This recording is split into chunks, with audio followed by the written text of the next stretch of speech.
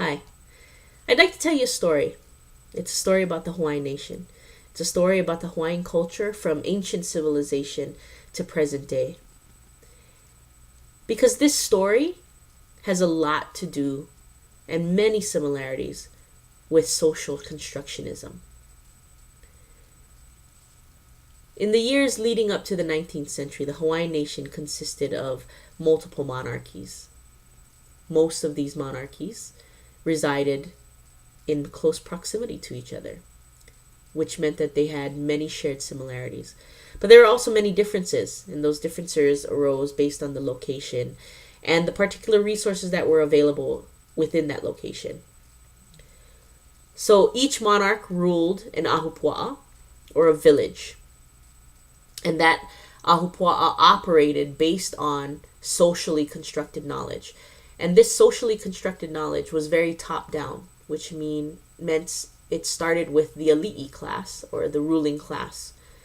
And each descending class was allowed to add to that knowledge base.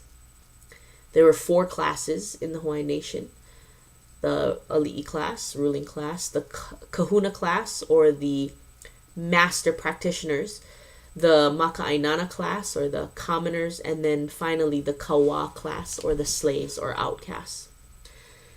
And within each of those groups, there were also even smaller institutions that helped to really guide and pinpoint the very specific roles and duties and actions that a single person would have within the larger ahupua'a.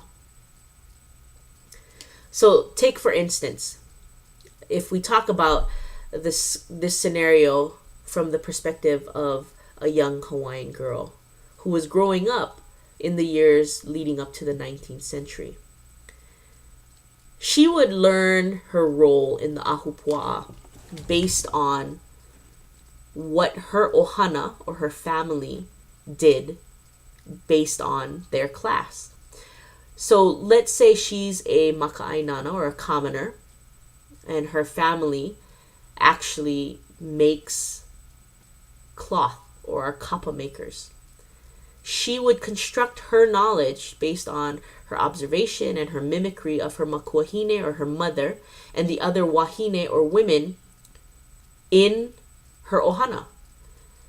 Because her ohana, or family, were responsible for making the cloth for their ahupua'a. So that led to her learning very specific roles and actions and rules that she would have to follow in order to remain in that ahupua'a. She would also notice that many of her hoaloha, or her friends, had different roles within the ahupua'a, within the maka'ainana class. There were some who were lawai'a, or fishermen, some who were va'a craftsmen, or canoe builders, and some who were kiamanu, or bird catchers. And while each of them had different hana, or work, they each constructed their specific knowledge through the social interactions with their ohana, because each ohana was responsible for a very specific hana within the ahupua'a. Now, when the 1800s came along, the beginning of the 19th century, and Kamehameha united the Hawaiian nation, many of the ahupua'a changed. So their institutions underwent a change, because now all maka'ainana had one hana. For instance, if we go back to this one particular ahupua'a that we were talking about previously, let's imagine that because this one village, ahupua'a, had the best vauke, or paper mulberry trees within the Hawaiian nation, that Kamehameha instituted that everyone within that village would now become kapa makers for the nation, or for at least that one particular island. So what that meant was all of them had to adjust to those different roles. They had to relearn through social interaction, which means one ohana interacted with another ohana in order for everyone to become familiar with the work that they needed to do. So that also meant that nearby or adjacent or neighboring ahupua'a were going through the same thing.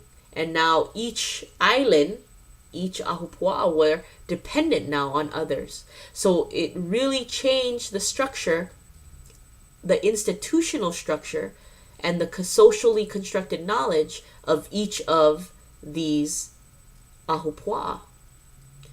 And they lived this way until the arrival of Westerners. Now, when the Westerners colonized the Hawaiian nation, everything changed completely. Existing institutions were demolished through military violence and force and were replaced by norms of the American nation. The Hawaiian people were now forced to assimilate into American culture and construct new knowledge based on the American institution. And they were forced to because it was understood or led to believe that Americanism was superior to Hawaiian knowledge. And this construct of belief superiority carried through until the late 20th century and the Hawaiian Renaissance. So all of the Hawaiians were forced to not just change their institution, but to completely abandon the institution that they were with, where they had built their knowledge previously, and now take in and internalize a brand new, completely different institution in order to live more successfully in the world that was now arising, forming within them, within their country, within their land. So for myself personally, growing up in the 1970s and the 1980s as a Hawaiian Chinese girl, my family and teachers beat into me the understanding that if I felt and I wanted to be successful, it meant that I needed to shed my Hawaiian culture and Chinese identity and fully assimilate into American culture. Consequently, because I wanted to be successful based on the American institutional definition of what successful is, my socially constructed knowledge grew from my interaction with others who believed in the American dream. Consequently, my knowledge revolved around the stereotypes that the Western way was the best way, and that Hawaiians were dumb, lazy, and weren't going to get anywhere in life. I allowed myself to be influenced by this particular Americanized institution. Although I think the interesting aspect of this decade of my life is that I attended a K-12 school where you had to be part native Hawaiian in order to attend. Even more interesting is that at this very institution, I was being bombarded by the Be More Western mantra, because they also, that was what the socially constructed knowledge was handing out. That was what the institution believed in. So I got on the bus, so to speak, and I achieved the Western standards of success, but realized that something was missing in my life, namely my own identity. For years after graduating from high school, attending college, working a successful life as an architect, I was living an identity that I assumed based on that institution that I grew up under. I allowed the wrong institution to control me. I allowed its standards, its knowledge to lead me down a path that I never really wanted to be down.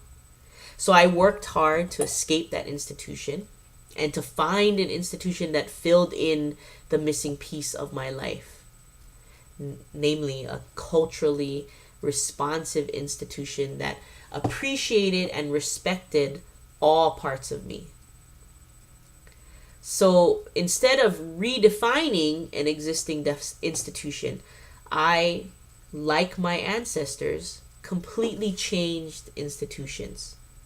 And I feel I'm happier for it. So it required me to relearn the social norms through social interaction with others who are like-minded with me, and to allow this Hawaiian Renaissance, this institution of Hawaiian Renaissance, to help to define who I am today. Now, it's not to say that I found this institution and that it's going to define me for the rest of my life.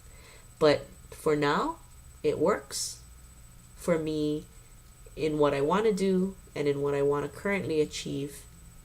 And it works for the place that I am today. Thank you.